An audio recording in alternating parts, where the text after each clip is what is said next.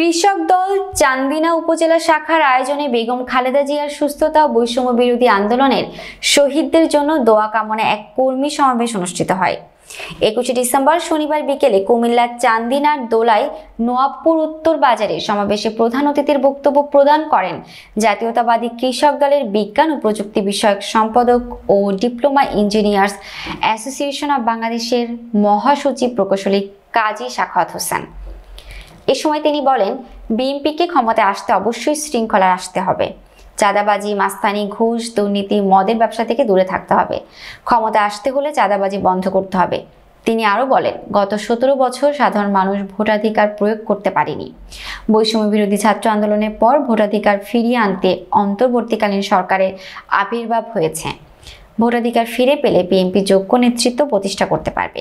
সমাবেশে জাতীয়তাবাদী কৃষক দলের কুমিল্লা উত্তর জেলা যুগ্ম আহ্বায়ক নুরুল ইসলাম ভূঁইয়ার সভাপতিত্বে ও জাতীয়তাবাদী দল বিএনপি কাতার শাখার যুগ্ম সম্পাদক বাবুল গাজী ও কুমিল্লা উত্তর জেলা ছাত্র দলের সাবেক সভাপতি মঞ্জুরুল ইসলাম মঞ্জুর সঞ্চালনায় অন্যদের মধ্যে বক্তব্য রাখেন।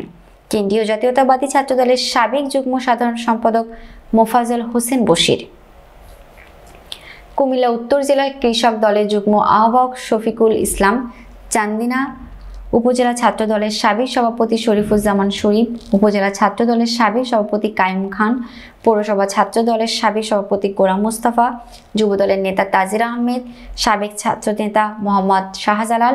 এই সময় উপস্থিত ছিলেন বরকরি ইউনিয়ন বিএনপির সাধারণ সম্পাদক ফজলুল হক পাটোয়ারি মুকুল, দোল্লাই নবাবপুর ইউনিয়ন বিএনপির সাবেক সাধারণ সম্পাদক ডক্টর শফিউল আলম মানিক, ক্রিয়া বিষয়ক সম্পাদক খোকন মেম্বার, যুবদল নেতা সিরাজুল ইসলাম, তরিকুল ইসলাম, ওয়ার্ড সভাপতি আনোয়ারুল ইসলাম, আবুল বাশার মেম্বার, সাবেক ছাত্র দল নেতা কামাল হোসেন সহ বিএনপি অঙ্গ সংগঠনের অন্যান্য নেতৃবৃন্দ। আপনাদের প্রিয় নেতা সাকাত ভাইয়ের ডাকে আজকে আপনারা সকলে ঐক্যবদ্ধ হয়ে আজকে এখানে আমি বলতে চাই, অধিকার আদায় করতে গেলে কি করতে হয়? আন্দোলন করতে হয়। বাংলাদেশে গত 17 বছর গণতন্ত্র ছিল না, আমাদের কথা বলার অধিকার ছিল না, আমাদের ভাষা আত্মপ্রকাশ করার মতন কোন অধিকার ছিল না। আজকে ছাত্র জনতার আন্দোলনের মাধ্যমে, বিএনপি 17 বছরের আন্দোলনের মাধ্যমে আজকে আমরা পুনরায় বাংলাদেশে স্বাধীনতা পেয়েছি। আপনারা জানেন যে আজকে এই ভোটাধিকার ফিরিয়ে আনার জন্যই অন্তর্বর্তীকালীন সরকারের আবির্ভাব হয়েছে। সেই ভোটাধিকার যদি আমরা পাই, তাহলে আমরা যোগ্য নেতৃত্ব প্রতিষ্ঠিত করব এবং সেই নেতৃত্বই চান্দিনার উন্নয়নের কাজ করবে।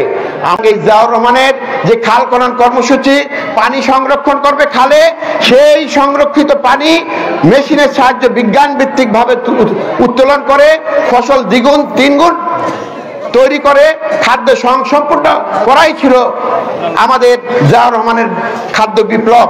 সেই বিপ্লবে আমরা সফল হয়েছি, আমরা বৃক্ষরোপণে সফল হয়েছি, আমরা মৎস্য চাষে সফল হয়েছি, আমরা বেকারত্ব অবসানে সফল হয়েছি। সেই বিপ্লবকে ত্বরান্বিত করার জন্য কৃষক দল উনি তৈরি করেছিলেন।